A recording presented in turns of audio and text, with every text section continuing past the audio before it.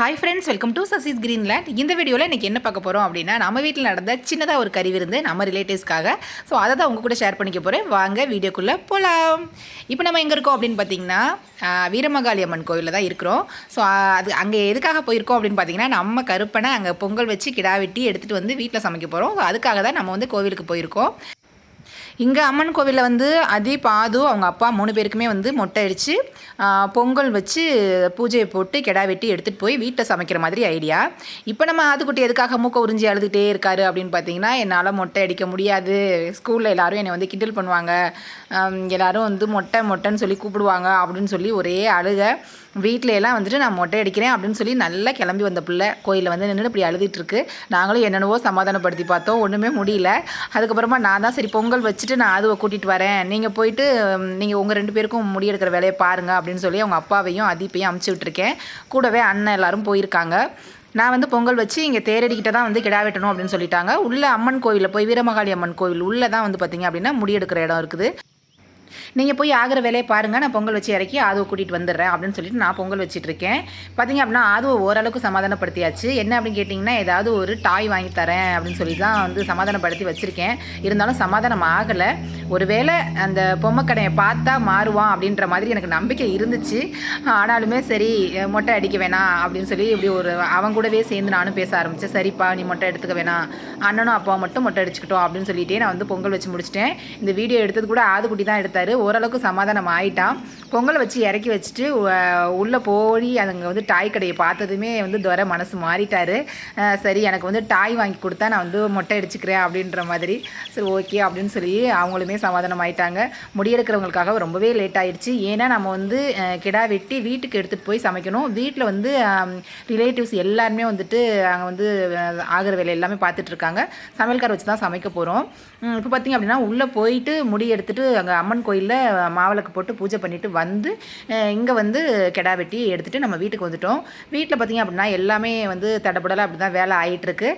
பாத்திரம் பந்தல் எல்லாமே போட்டாச்சு. பாத்திரமும் வந்து முதல் நாள் சாயங்காலமே வந்துருச்சு. பந்தல் மட்டும் மறுநாள் காலையில் விருந்தன்னைக்கு காலையில் வந்து போட்டாங்க. ஏன்னா ஈவினிங் டைமில் மறுபடியும் மழை பெஞ்சிட்டே இருக்குது. அதனால் சரி பந்தல் மட்டும் காலையில் போட்டுக்கலாம் அப்படின்ற மாதிரி இருந்தாங்க. ரிலேட்டிவ்ஸ் எல்லாருமே வந்தாச்சு. ரொம்பவே ஹாப்பியாக இருந்துச்சு. ரொம்ப நாள் ஆயிடுச்சு இது மாதிரி உட்காந்து ரிலேட்டிவ்ஸ் கூட பேசி சிரிச்சு. ஆனால் நம்ம வீட்டில் ஃபங்க்ஷன் வச்சுருக்கோம் அப்படிங்கும்போது அவங்க கூட நம்ம உட்காந்து பேச முடியாத தவிர மற்ற எல்லாரும் உட்காந்து கூட்டம் கூட்டமாக பேசிக்கிறத பார்த்து நம்ம கொஞ்சம் சந்தோஷப்பட்டுக்கலாம். அட நம்ம ரிலேட்டிவ்ஸ் எல்லாரும் ஒன்றா உட்காந்து பேசிகிட்டு இருக்காங்க அப்படின்னு சொல்லி. எவ்வளோ மனசு கஷ்டம் இருந்தாலும் என்ன ஒருத்தர் மேலே ஒருத்தர் கோவம் இருந்தாலும் இது மாதிரி ஒன்று கூடுற இடங்கள்ல அந்த கோவத்தை காமிச்சிக்க முடியாது. அது எல்லாமே மறைஞ்சு போயிடும். சந்தோஷம் மட்டும்தான் முன்னாடி நிற்கும்.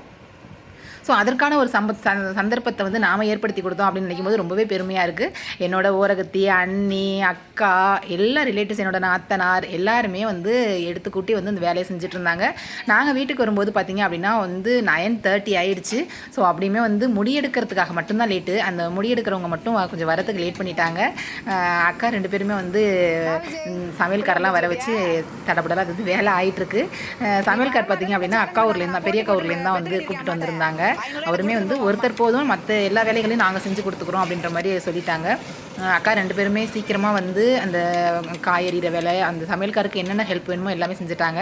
அக்கா பசங்க 2 பேருமே வந்து நல்லாவே ஹெல்ப் பண்ணாங்க. பந்தி பரிமாறுறது எல்லாமே. விஜய் அப்படி 2 பேருமே. ஸோ வந்து விஜய் வரமாட்டான் அப்படின்னு சொல்லி நாங்கள் வந்து அக்கா கிட்டே பெட் கட்டிகிட்டு இருந்தேன். அக்கா சொன்னாங்க விஜய் வரமாட்டேன்னு சொல்லிட்டாண்டி அப்படின்னு. இல்லை நான் சொல்லியிருக்கேன் விஜய் கண்டிப்பாக வருவான் அப்படின்னு சொல்லி.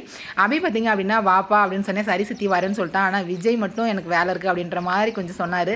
ஆனாலும் வந்து பந்தியில் நின்று எல்லாருக்குமே நல்லா பரிமாறி சூப்பராக வந்து விருந்தை கலக்கிட்டாங்கன்னு தான் சொல்லணும். இப்போ வந்து ஃபஸ்ட் பந்தி போயிட்டுருக்கு.